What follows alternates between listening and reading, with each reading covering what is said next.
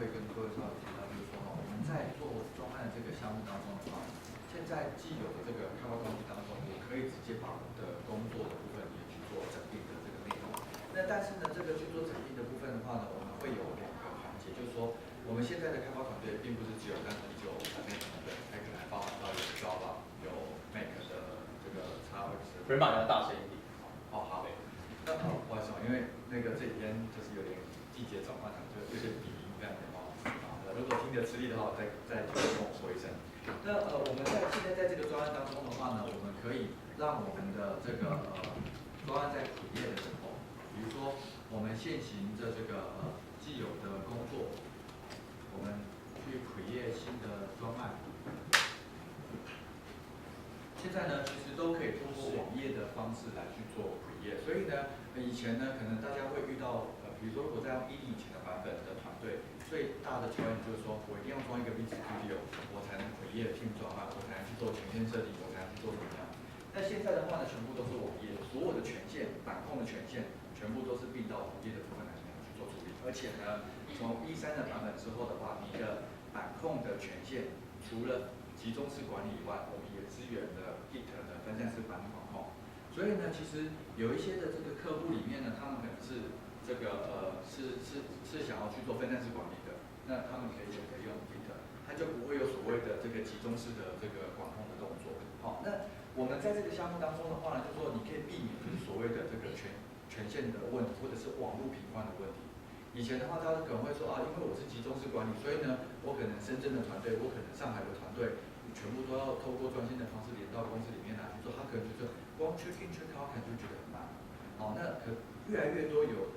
些团队他可能想要用分散式版本管控。现在微软的solution的这个项目的话，就是直接整合 Git。所以呢，其实你们在外面所看到的这个部分，原来你用 Git 的这个版本管控的内容，可以直接搬到云server里面嘛，这个是没有问题的。那么我们在这个项目当中的话呢，就是说除了这个内容以外的话，我们现在呢在新的版本里面的时候，现在有很多的客户他会提一个问题，就是说我的这个版本管控里面的分组应该要怎么做啊？我的怎么去做分类？你们在外面所看到的这个分类，比如说摆每一个专案去做分类，所以呢，我可能一个专案我就可能分一个类，分一个类。但是问题是呢，其实并不是每个团队，尤其是台湾，它并不是属于这种 project base 的，它可能是以一个部门一个 BU 然后呢，这个 BU 里面负责这15个专案，他负责每天这个项目，他可能就希望他在一个地方里面就看到这15个专案的部分，但是呢，却因为一些工具上的一些限制，导致呢你在做专案规划上的时候，你没有办法分小组或者是分 team 去做分类。但我们现在的话，当我会做实务的这个操作给各位看，就是说我可以在我一个 team project 里面的时候，再去分 web team、mobile team， 或者是说分不同的 project 来去做分类。而且呢，最好处的是你在一个 team project 里面，你的 report、你的专案项目都是共用，可是呢，你的 portal 却是分开来的。好，那我们在这里面可以看到，就是说，比如说我针对这个team project 的部分里面，刚刚有特别提到这个的项目，就是说我们会希望让我们的团队可以有一个 portal， 可以看到我现在的 portfolio 我先看到我的 velocity， 我就看我的分档 chart， 然后呢，我可以去看我这个里面专案所有的 KPI 的一些指标，我有多少的 feedback， 然后我有多少的 task 是正在做的，我有多少的程式码正在做变更，然后有多少的 bug 开了却没有人认领，各种不同的 KPI， 你可以在你的专案里面的时候去做不同的指标的定义。我可以很快速的去 feedback， 或者是让我这个 team member，让我这个团队里面有一个共识，知道说我们现在专案的情况是如何，而不是只有 focus 在他自己的 view。我们在跟 team member， 在跟老板，在跟团队去做沟通上的时候，其实这个是最大的落差。长官想的跟 member 看到的，还有我们自己在做 manager 的时候，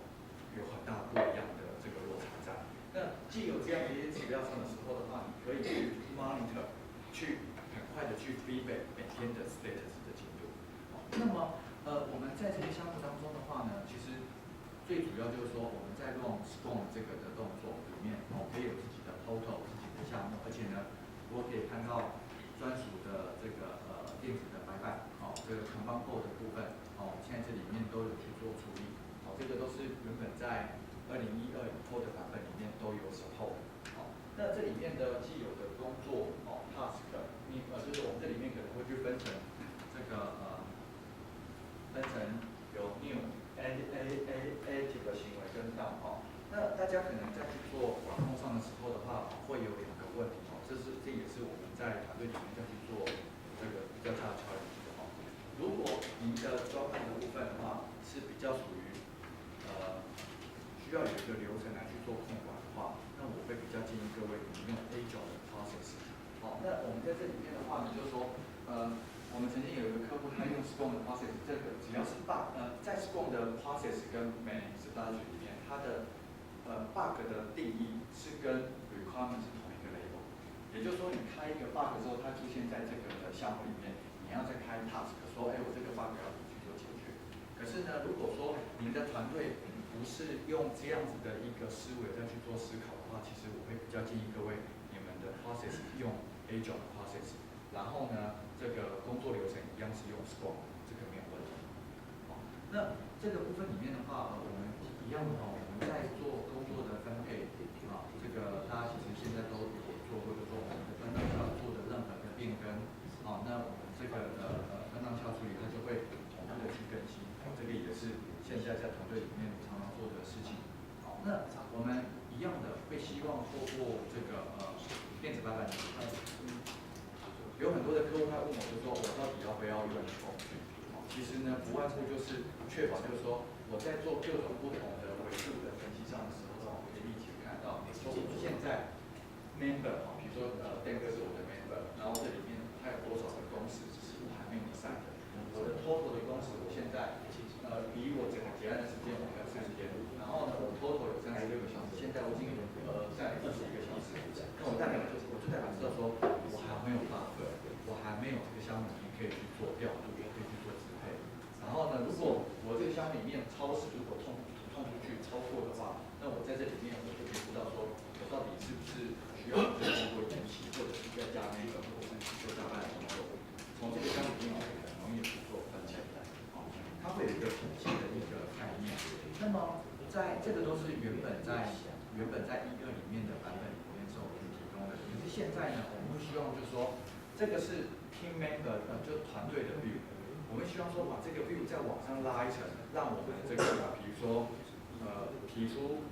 需求的 PM， 或者是提出需求的长官，他从他的这个 level 里面去做切入，知道说我们比如说长官都会提一个觉得，非常好，我们需要让我们的网站有响应式网页，可以让我们各种不同平台可以去使用。他讲这句话，我们要做很多事情，我们要做很多的工作分解。光一个需求，光一个方向，我们可能就要把这个用很多的 requirement 去对应起来。所以呢，这个就是我们现在看到的，就是说我们在原本的 story 里面，会有我们的这个所有的 user story， 这个是我们已经分解过的，所以你可以去决定说，这个工作你要去从哪一个 priority 部分去做执行，然后我的工作的进度我要从哪个地方开始，哪一个要先做，哪一个要交晚做，这个是大家会常做的一个项目。然后呢，每做一个，我们就会去决定说，我的这个每一个量化，就是这个工作到底要花多少的人天，或者是那个 story point， 或者是那个 function point 都可以定义。那在这个项目当中的话呢，各位有就可以去在这个专案里面的时候可以看到，就是我们为什么要去用量化的一些数据，无外乎就是想要知道我这个团队的我原本可以完成的工作，可能是我第一个每一个 iteration， 第一次都是10个，可是呢，长官或者是团队，我们希望说，这个的 performance 对团队的帮助可以再往上拉。那大家就会加工作。大家都会怎么做？其实呢，大家都会像Go一样我们希望每一季团队的 performance 解决的东西增加5%或增加10%这样的东西可是呢，这个实务上可行吗？根本不是这样子在做的这个东西的话，我们希望说呢让团队这个有一个基，就是可以让它增加，没有错。可是呢，并不是说一昧的压榨，或者是一昧的就是让它那个所谓的增加。这个部分就可以看到，当你的这个项目增加上的时候，团队如果真的没办法做完，其其实他的工作的项目其实就会增加很多，就他会有对口战，让长官跟团队，还有让我们的 member 可以知道说我们的 velocity 的速度。如果当你的这个每一个 sprint 走了5个、走了10个的时候，你就会知道说我这个团队因为人员的关系，或者因为专案复杂的关系，会有一个趋势在。以后呢，当你再去做专案评估的时候的话，你很容易的就可以预估出来说，我这每一个的 sprint 里面可以有多少的这个 requirement 项目可以去做规划跟执行，会那个数据的部分就会比较真实，还比较符合。那以前的话呢，可能团队在这个项目当中的话，其实如果都没有留这样子的一个 record，它其实就比较不晓得说，我们以前花的时间的这个经验值是怎么来的，这个东西就可以成长，就用这样的方式来去做规划。那我们借由这样的方式理念上的时候的话呢，我们刚好特别提到的话，我们现在所有做的东西的话，全部都会有一个 feature， 也就是说呢，从老板或 user 的角度来去切入说，我们现在这里面提的可能长官就会提说，我们需要让我们的 user 这个行动专队流浪网能可以提这样子的一个项目，把原本提的这个 feature 的那个内容记录在这里面，然后呢，我们再根据这个当中的时候呢，去 mapping 我们的 requirement， 就可以去做这样子的一个对话。然后呢，我们的 requirement 的部分的话呢，我们再去做这个 task 的 WBS。所以我们以前讲的 WBS 指的是这一段的部分。那我们希望说，我们这个部分向上管理，也就是说呢，针对我们这个portfolio 的一些部分去规划，从 user 或者是老板或者是 PM 的 view 去切入，说我这个部分里面到底有哪一些的 requirement 去做处理，有哪些的工作要去做对应。这个代表就是说，以后我们的专案的管控的时候的话呢，我们这里面的需求的相依性就会从这个项目里面去做对应关系，可以把它讲出来。这个也是原本在这里面，在这个微软的团队里面上的时候的话，他们所有的开发其实都是被是在这样子的一个角度。也就是说呢，他会提一个新的需求，根据这里面新的需求的部分，当然这个部分并不是每个 team 都有这样子做，而且里面用到的 term 也不一样。那在这里，在微软的这个开发团队里面的话呢，它原本最上面的话可能是这个feature， 然后呢，它在 feature 跟那个 story 之间的时候，可能会透过一个 value proposition 的部分来去做定义。也就是说呢，当我是用比如说行动装置里面，我去让我的系统，然后呢，我可能就会定我的 value proposition 说，我需要去做这个支援 HTML5。然后我要支援行动装置，支援多功能浏览器，然后呢，再根据这个的内容去归档成我们这时候去做对。那为什么要这样做？就是让我们团队在去做这个分析上的时候的话，我可以知道说，我哪一些的需求如果做完了，我才可以符合长官的 view， 或者是完成这里的项目。主要就是多做这样子的一个阶层管理。那一样的，我们无论是从这个feature 的角度，或者是从 story 的角度里面，我们都有支援到 Kanban board 的一个内容。也就是说呢，我们在做这个项目当中的话，我既然去做了规划的时候，就要去定义，就是说我这个里面的工作现在正在哪一个的 stage 的阶段，这个是没有问题。就是说呢，我们现在当我们这个工作项目进度里面完成了，我要进 review， 我就可以把这个工作切到 review 的阶段。然后以后我们再去做我们这样讲就以从我们的 Kanban board 来讲的话，其实它只能做到这样子，它只能做到这一个。也就是说呢，我们专案开始，我们开一个新的 requirement 出来，我们如果要开始这个专案，进入到我们的 sprint meeting， 我们就会把它移到 active 的情况，让我们这个工作开始做 sprint meeting 的这个我们的 sprint 的 backlog， 然后去做工作分解，然后根据这个Scrum 的这个 Kanban 里面呢，去决定说我的工作是不是要是正在 process 或者是要到档，全部都到档了以后的话呢，这个工作才会从active 的情况搬到我的 reserve 的内容。那当然这个的我们把程序码改完，其实就没事了嘛，并不是嘛。我们在团队在去做管理上的时候的话，其实我们希望说把这个工作里面，我们给它去做 review 测试。可能会有各种不同的阶段，那这个里面的阶段，我们都可以再透过这个command code 的部分里面的话，你可以去克制你的栏位，然后去做定义，你可以决定说你的 status 的定义跟位置，这个都可以去做修改。所以说呢，我可以很容易的，我希望我的 active 到 reserve 之间，我需要加上 text。好，那因为我的 keyword 的人还蛮可能还可以应付，所以我可以同时试。按 OK 之后的话，我现在这上面的这个 command code 的这个内容就会做一个 track， 让你去做对应。所以呢，这代表就是说，我们团队并不是只有本身开发团队本身的工作完成就好，绝对不是这样子。我们有很多的其他的部门是要 close 一起协同运作的，包含到上访。我们现在有很多的 APT， 其实上访它不能自己接触，所有的工作全部都打包好，然后给上访的团队，然后再来去做。有问题再去一来一回，而且光上访这个阶段可能就会分 UAT、SIP 再到 schedule， 这里面会有很多的过程。可是 PM 呢，你要从需求开始一路到上线完成，它才算一个 close。所以呢，这里面的阶段就可以因应团队的复杂度来决定你的 process 走到哪里。而且呢，并不是每个环节都是 PM 可以搞错的。所以用这个方式的时候可以来去做。而且呢，我们这里面会有支援到这个通过 process limitation 的这个机制，就是说呢，你可以知道说我每个 track 的资源的用途，也就是说呢，我的开发团队可能有3个人，然后呢，我3个人在里面在 on 的时候，我最多就自己做3干多干。如果我的工作项目再进来的话，比如说如果我的这个工作项目进来被退版，那这个时候的话，代表说我的 bottleneck 是在我的开发团队身上。但是呢，如果我的开发团队做的速度很快，那可是我的 QA 的人其实人数如果我的 review 的人数很少，那我就有3张单子。那当我去做转移上的时候的话，如果这个时候我们的工作全部都完成了，然后再去做移转，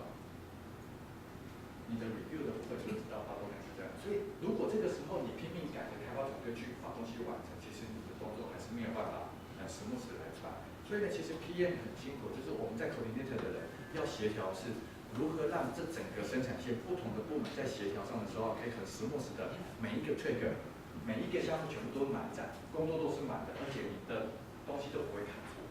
这个其实是有一点艺术在，对，这是真的是不容易的。但是问题是呢，以前的话大家都怎么讲？其实都得要凭 PM 的本事跟记忆力去自己去做微课。那这个部分呢，只是辅助有一个视觉化的一个项目，那帮你去把这个的 process 的部分帮你把它完成。所以这边的话就是说，我们现在在去做这个command管理的一些内容，包含到这个story 本身，我们现在这里面的话也都有提供。那在做这个项目的当中，其实最希望就是怎么样，让团队你的这个 requirement task， 还有你的测试案例，你可以全部都 link 起来，帮你去做mapping。那我们刚刚提到的，我们现在在这个当中里面，所有的对应关系，您都可以透过刚刚的方式去做，或者是你要去做这个转移。比如说你可能不晓得这个 requirement 是对于哪一个内容，那我们也可以用这样子的一个方式，让你去知道说，我到底有哪一些的工作是属于原本不是提出来 feature 的一个项目，或者是说它还没有对应到，都可以让你的 PM 或者是让你的 member 可以知道说你如何去做管理。那如果说我这里面这个功能开发属于行动网址浏览，那我就往上拉，那待会儿呢它就会按照这样的方式就会有一个目的结构。有很多的管理的技巧，就是说用这样的方式来简化我们 mapping 的管理。以前的话，我也跟各位一样就是用 paper 的方式来做。可是 paper 做的时候的话，单子掉了，或者是你的工作怎么样，你根本找不到，你也没有自动化结构关系。工具我还没有用工具体的时候，我是用 Excel 的方式来做。我每次都要额外请额外的人，都最好都要请一个美眉这样子来帮我，然后把那个 mapping 表帮你把它做出来。你除了做工作跟 requirement 的 mapping 表，你还要去做 requirement 跟测试案例的 mapping 表，反正你跟那个 mapping 表你要做一缸子就对了。然后呢，你还要去 maintain 那些东西，其实真的很辛苦。然后呢，重点是这些东西你做了之后的话，又只有你看，其他人或者是你的东西你很难承传下去。那其实我们最近在帮一个客户在导入这个项目上的时候的话，他们在去做一些工作规划上的时候，其实他们就很需要用这样子的一个工作内容来去做。那这边的话是现在在 Agile Portfolio 的这个工作项目里面时候的话，所增加的一些的内容，可以一样的，可以跟那个刚刚的这个上一个层次里面所讲的东西，其实是会有对应的。看你是从哪一个 view 切入。如果说您的团队就只有 Scrum 的角度，老板也不管，反正他只是看我的产出，你 maybe 就不需要 visual 的部分。可是如果说你的 user 是你的 team member，是你的这个团队的一环，然后你想去做 review， 你想去做追踪，你想去让你的工作用 user 的 turn 去做对应的话，那我会建议各位就说这个部分其实是还蛮方便的。所以这边的话可以供各位做参考。好，那这个项目的话呢，是我们刚刚提到的 Agile Portfolio。那我们在这个CI 的部分里面的话呢，以前各位如果你们在做Foundation Server的话呢，我们都会讲到说我们希望做到自动化部署啦、自动化过版啊什么之类的但是呢，其实就以整个项目来讲的话，Foundation Server本身提供的功能其实是属于 CI 的范围的这个内容之一。那我们现在在这里面做到的好，现在的话就说当我们去做 CI 的话，其实基本上通常外面 CI 的这个功能就是直接从板控做了触发，然后呢，你的这个 build server 就去从你的板控里面把所有最新的版本把它捞出来做 compile。然后如果说你的系统里面有写单元测试，那它就帮你执行诸如此类的。那可是呢，当你得到部署的部分的话，虽然有些团队会在 CI 的脚本里面去写 deploy 的 script， 可是呢，其实说穿了，它还是属于 CI 的范围，它只是帮你把过版的那个 copy 的动作简化。可是呢，我们就被问到几个问题：切可呢？或者说你一定要让某一些的人，就比如说让长官去说，这个东西要经过 QA 认可过才能上到 UAT， 或者才能怎么样？那个就不是 CI 你写脚本就可以搞定的事情了。那我们现在这里面的话呢，会有专属的一个这个 portal 跟网站，可以让你做approve 的动作。好，那这里面的话呢，这里面的 status 跟你要 review 的角色都可以自己制定。也就是说呢，你不见得说有 UAT、SIT、QA 什么的，这里面的状态你可以自己决定，那可以自己设定。现在我看到的是只有这一个。好，那我现在从头跑一次给各位看。也就是说呢，我们现在在我们的 team project 里面上的时候的话，我们的开发团队可能透过 daily view， 或者是说我做了 branch 的之后，我只要放到 mainstream 里面，我就触发 build 的一个 process。那我现在先用的工作，我让大家看起来比较清楚。好 ，build 一个新的一个 team view 起来。好，那我们在 team view 里面上面的话呢，其实我们会希望怎么样？我们希望说，让各位知道你现在的这个系统的程式码有没有人把有问题的程式码去 key 到 server 上，这个是我们最不想要看见的。因为如果程式码有不能 compile 程式码放到 server 上的话，那我其他人不知道取得最新的版本下载下来，哇，那我就要花一点时间去说，到底是我的程式码刚刚写错，还是说因为我取得最新的版本下来有错，就搞不清楚这样子。那在微软里面的话呢，其实他们是这样子的每一个人都有机会当 team builder 的 owner。那是谁要当 owner？ 就其实大家都不想要做额外的事情这样。那他们是怎么做的？就是他们在做的时候的话，如果这次compile了，或者是在自动化监视如果有 fail 的话，最后的那一个人就要当 team builder 的 owner， 就是以后负责过版的那个人，就是他要负责去做过版的一个动作跟 maintain 这样子。所以他们其实对于这个部分都还蛮斤斤计较的那并不是每个团队都有导入这样的一个 process。那当你这个项目里面做完之后的话，比如说这个项目完成了，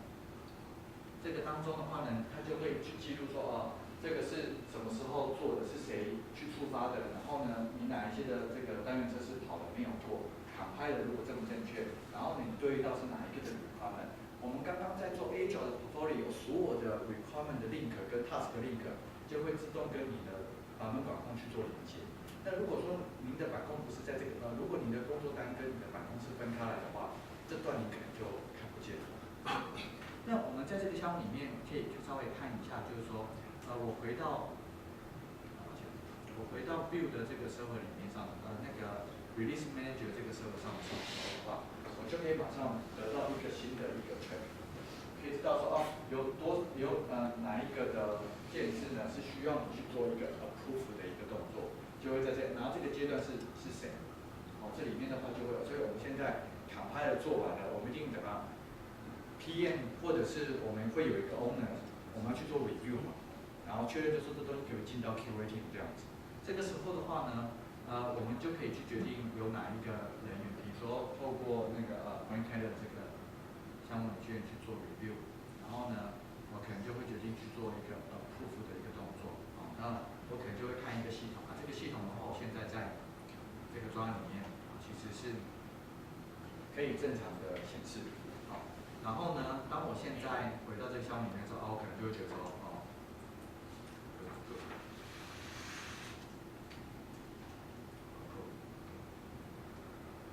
好，刚刚这个项目就会结束因为我为了 demo 方便的那我现在再重新再刷新一下。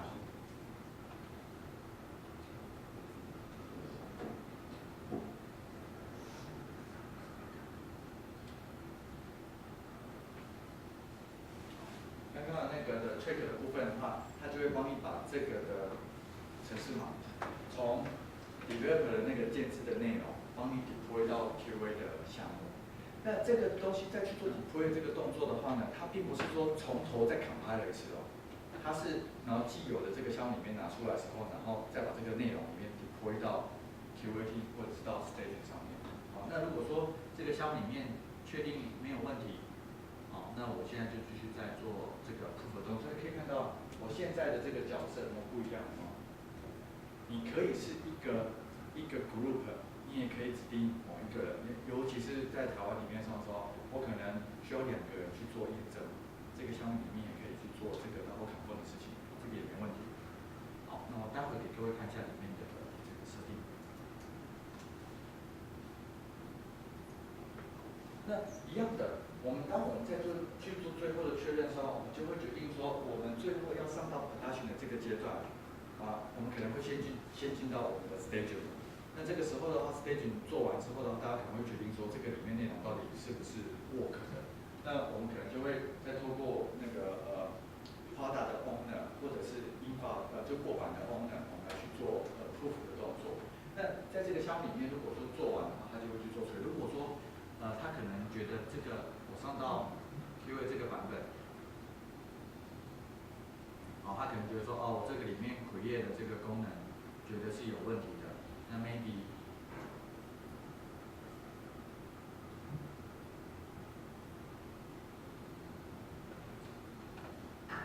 那我 maybe 就会直接在这个地方里面的时候，我就可以去做 reject 的动作，比如说。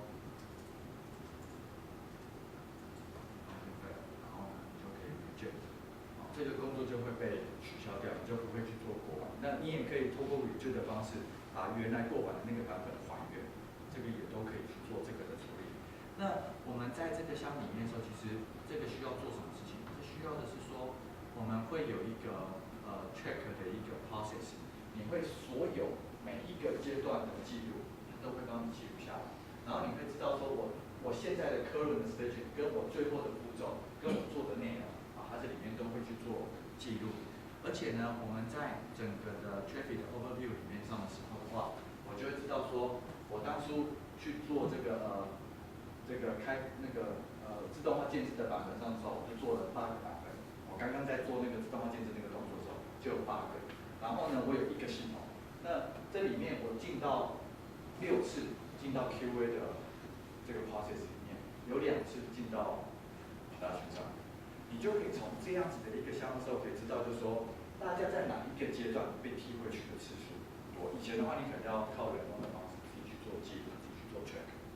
那如果说您的这个团队的这个效益如果不高的话，那可能就代表说我这个的 check 这个部分一直建立的很多，可是呢它都没有进到 QA。也就是说，这个如果这里跟这里的比例如果悬殊如果过大的话，就代表就是说，我们的建制的过程是哪些地方出现了问题，返工的次数变得比较多。那可能大家就会在那个地方说，可能就会有一个 review 确认，就说是不是哪些地方需要改善。好，这个一定都会有这样子的一个 overview 的地方可以去做 review。那我们在这个里面的内容当中的话呢，所有的 process 里面，我们也可以看到，你可以自己去定这个你的 staging 的这个环境，然后呢跟内容，所以你可以有2个、3个，这个都没问题。也就是说呢，我们的团队如果是比较精简的，你属于 maintain 的阶段，你只要2个就好。如果是正规的，你必须需要3个。那如果说更复杂的，你需要中间有一个 team 去做这个规划一些测试的动作，需要完全隔离。那这里面你可以多一个 schedule 出来，那去做切割。比如说，我现在可能就会是在这个项目，这个是可以额外再增加的，可能会需要多一个 schedule 的，那我就可以在这个屏幕其实都会关系。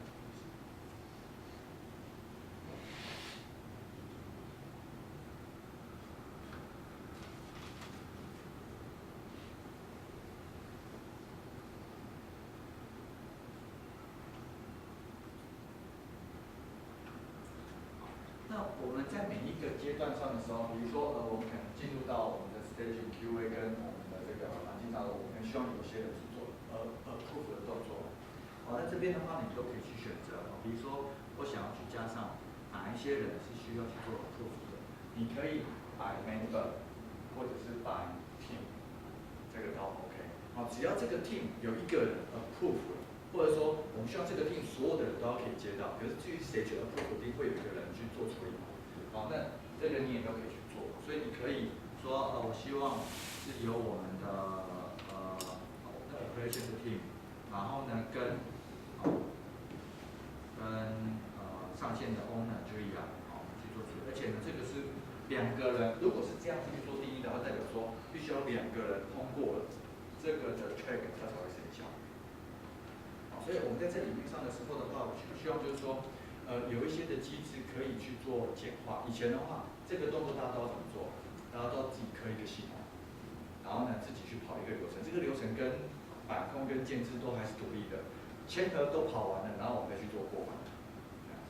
那现在的话，其实各位就看到，我们会希望说把这整个的 process 的部分帮各位把它串起来，从各位的产出 requirement task 到源头的这个feature， 一路到你的产出的建制或那个CI CD 的部分，让你去做对应，而且呢，这个里面是可以一路追踪的。那以前你要去做这个追踪的关联，其实你要靠人工的 maintain， 其实真的是很辛苦。所以大家都怎么样？就是有记录，其实就阿弥陀佛了。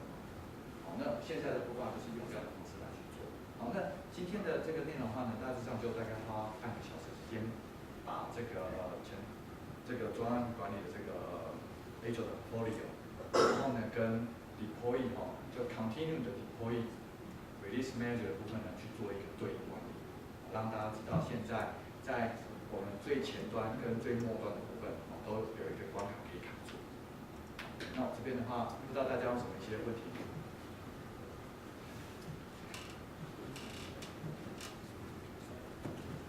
那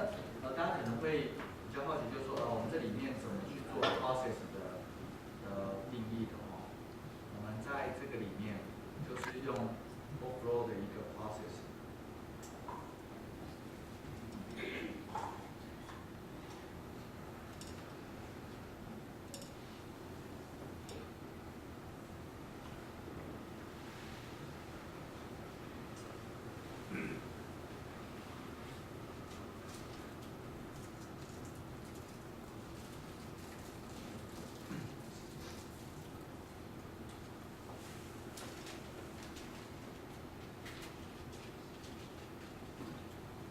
然后我们在找的时候，大家有任何的问题都可以